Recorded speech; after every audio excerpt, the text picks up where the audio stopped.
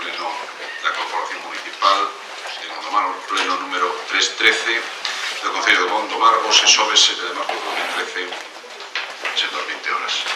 Disculpamos. Estarían dicindo de que o transcurso do tempo Así entendo que como está funcionando.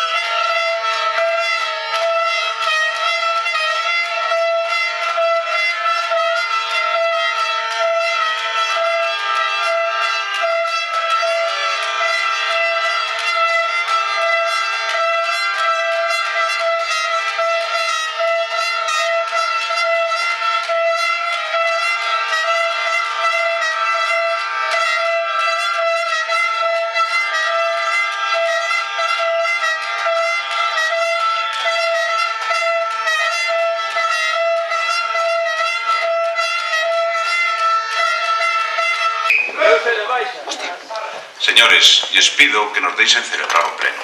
Vale, espera, pero eu decido. O pleno é a máxima a expresión, para vos entender, a máxima expresión gracia nunha vida como Gondomar. E os puntos a tratar son importantes para os veciños e as veciñas de Gondomar. E o pleno deso consiste en a máxima expresión da democracia. Deixenos facer o pleno, por favor.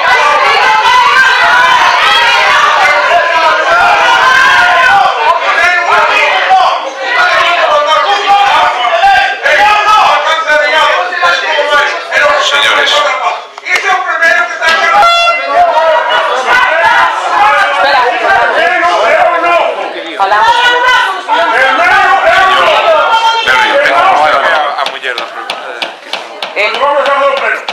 Dime.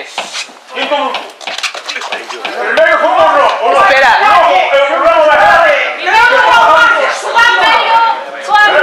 As fotos que acabo de sacar a traballar para eso lo que se